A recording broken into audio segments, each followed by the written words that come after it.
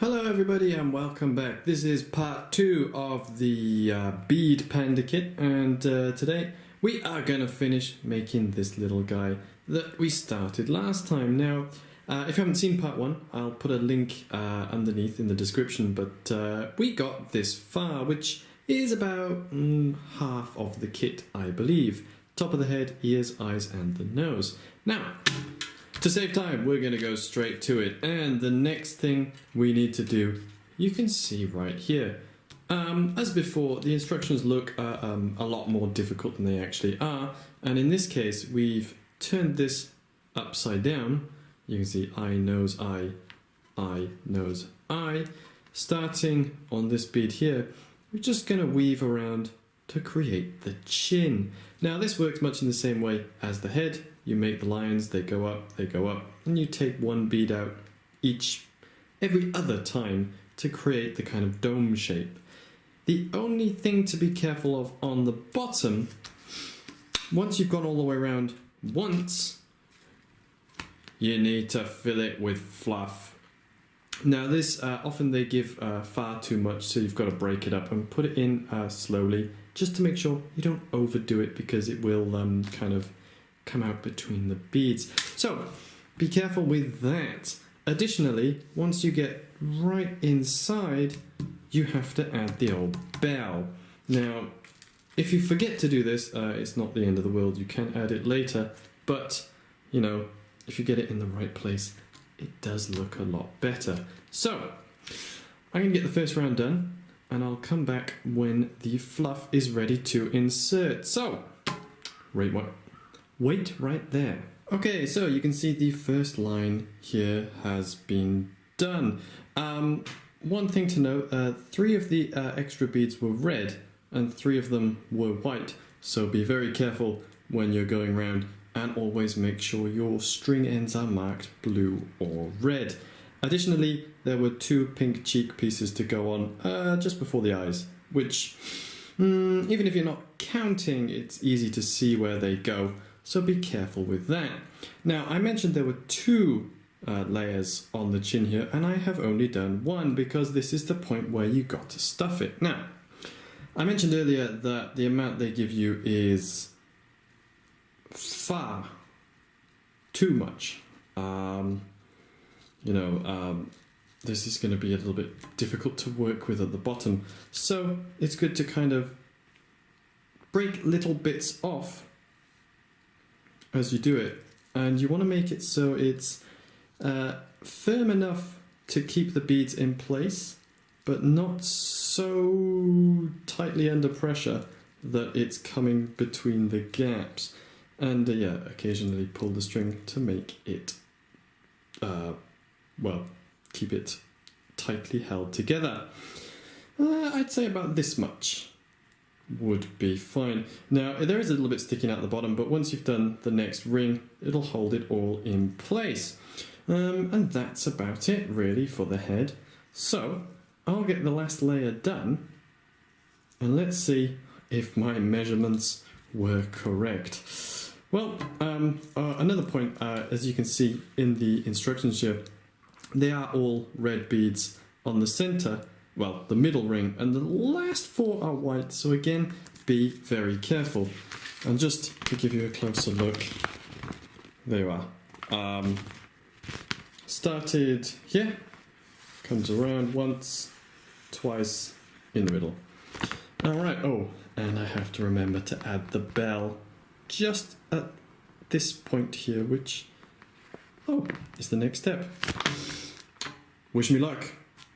Okay, and that is the head more or less complete. You can see the red beads here have kind of made a seal for the fluff, and well, whilst there is a little bit of fluff still coming out, you can just pull this off as you wish to make it as clean as you want. Now this hasn't been tied yet, because once this has been tied, it's important to make the details on the face, because at the moment it looks a bit weird. But from here we have to make the mouthpiece like that, and this involves this. which doesn't look too much fun. But essentially, using the remaining pieces of string from the last set, you weave them around here, bring it down and tie them at the bottom. So it's just a case of weaving them up through these, through the nose, adding the small beads on either side, back down, tie it in a knot, and you're done. This shouldn't be too hard, as again all the beads have been numbered, as they are in the other stages, and we know it ends at the nose, so we've got a very clear route to go through. Also, we finished here, so it's easy to see which direction we have to go. This shouldn't take too long. I'll be right back. And back I am, and you can see the panda now has a mouth and its head looks more like a panda than it did before. Now, this one was a little bit tricky in that the beads that you weave it through here have been used many times. So trying to get this through and coming out on the right side was a little bit difficult.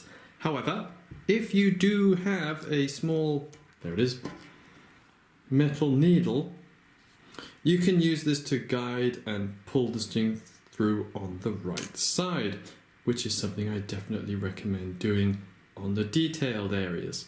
But you can see the head is now complete and it even jingles because of the bell. The next thing we need to do here, obviously, is the body. And the body is probably the easiest stage for this kit. It's simply one ring and then another ring, a perfect cylinder down here. And it connects to the red beads that we did earlier, so it should be no problem whatsoever to do. With some of the other ones, the arms and legs are a little bit tricky, but this one, they all come in the last stage.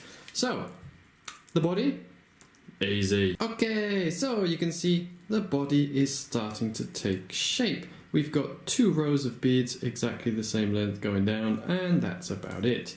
The body shape as well also helped keep the red beads in the correct position, so it's starting to look almost finished. Just need the hands and the feet. Additionally, at this point, again, you can tidy up the fluff here if you don't want your animal to look like it's got a beard, which is quite important.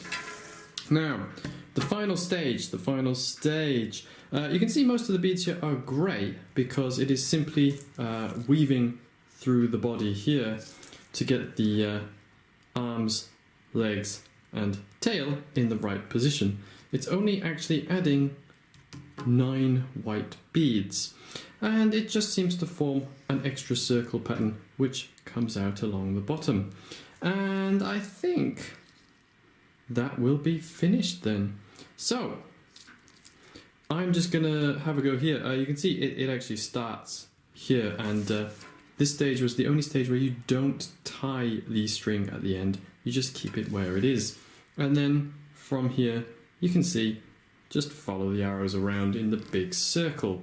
Fingers crossed everything will be in the right position, and let's find out what it looks like when it's finished.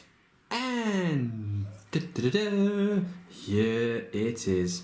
Ah yes, the panda in all its glory. The arms and legs on this one are a lot simpler than both the bear and the rabbit that I did before, but yeah, they were actually very easy to do. Added 1 extra line to the body, putting the legs and tail on at the end, and then weaving up through here, through the back, up through here, through the back, and then tie it there.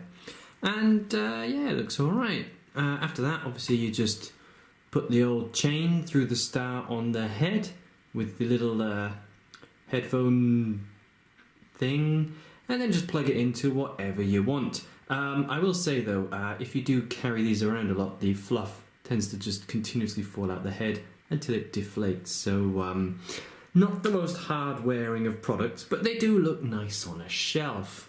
And that's essentially how you make them. The other animals just have slightly different ears, hands and chins, but overall the heads and the body are pretty much the same. Now clearly you can still see there's the excess string on this one, which you can cut as you please, and then the fluff again, just tidy that up when you have a moment. And essentially, that is how you make these little accessories. Not really sure what you call them. And there you are. A panda for everyone to enjoy. Good luck if you decide to make one yourself.